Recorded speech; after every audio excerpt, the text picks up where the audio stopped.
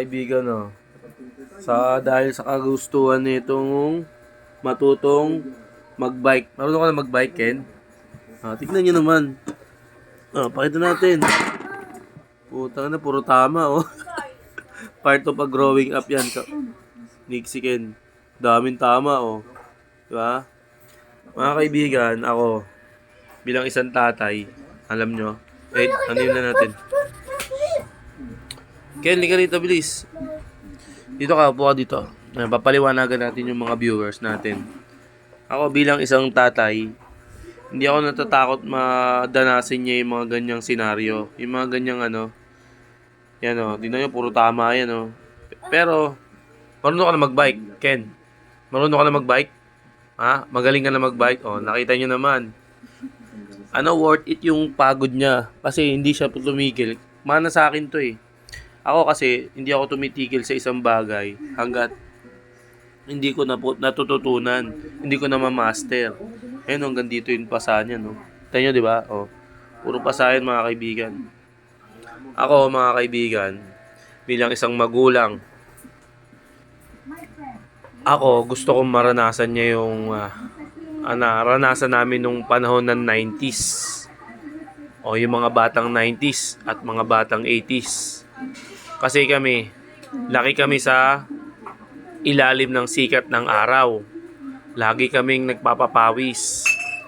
Kasi sa panahon ngayon, panahon ng Gen Z, di nila mararanasan yan. Alam nyo kung bakit di nila mararanasan ng ganyang senaryo? Dahil puro gadget na ang mga Gen Z ngayon. Puro gadget. Naiintindihan nyo?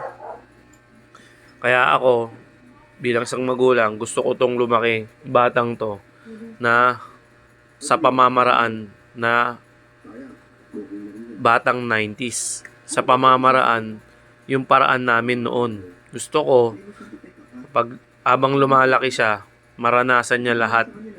Yung madarang sa init ng araw, tumakbo-takbo, madapa. Okay lang yan. Parte ng paglaki ng bata yan eh. 'Di ba? Parte ng ng paglaki niya yan. Ito hindi ko sa minamatay yung mga batang nasa loob lang ng bahay at laki sa gadget. Basta kung ano pa man yung nila yung paraan na pagpapalaki nila. Kasi magkaiba yan eh. Yung isa na bata, laking bahay, ang ang katawan nun, para sa akin based of my opinion ang katawan nun medyo malamya, malambot. Hindi kamukha ng kapag ang bata laking kalsada o laking paglalaro at hinahayaan na maglaro sa gitna ng sigat ng araw, madapa, tumakbo, malakas ang bata. Pati kumbaga agresibo. Kumbaga, pati hindi lang yung katawan yun na iti-training sa kanya, yung utak niya, mentalidad. Tama ba ako? Yung kung paano siya mag-isip. Kumbaga, paano siya makagets ng mga bagay na sinasabi sa kanya. Na yan, overall yan. Na gumagana yan. Kumbaga, na iti-training siya. Hindi ka mukha dun sa, pag nasa bahay lang, medyo slow. Slow yung bata. Mapapansin nyo naman yan eh. Kung ano yung pinagkaibahan ng yung lumaki sa kalsada, diyan sa mga playground, kasi alam mo naman tayo, playground nila kalsada, di ba? Iba yung laki sa kalsada, iba yung laki sa loob ng bahay na na sobrang protective ng mga magulang. Iba 'yon. Pansinin niyo, yung mga batang nasa loob lang ng bahay, napakasakitin. Di ba? Totoo lang. Yung batang lumaki sa yung papetik-petik lang, kumbaga pa-plessing-plessing lang diyan sa labas. Iba yung katawan nila, kumbaga sobrang prone sila sa germs. Tama lang 'yun. Prone sila sa sugat, prone sila sa mga kung ano pa man na nangingitim sila dahil nga sa bilad ng araw. Yung iba, hindi nila naiintindihan kung ano yung benefits doon sa bata. Paglaki ng bata.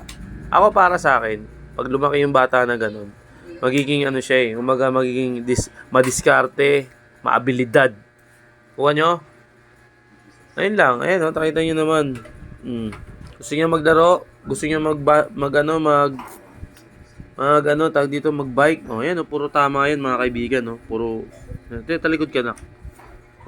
Puro tama ng bike yan. Pero okay lang yan sa akin. Hihilom lang naman yan, physical lang naman yan, Ang pinakamaganda dyan, ang pinakang tatatak sa kanya, yung nakapaglaro siya kasama ng mga kaibigan niya sa labas. May kukwento niya yon paglaki niya. Alright?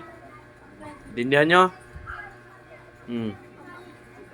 Ako, bilang isang magulang, yun lang, naikwento ko lang sa inyo. Alright? Kaya yung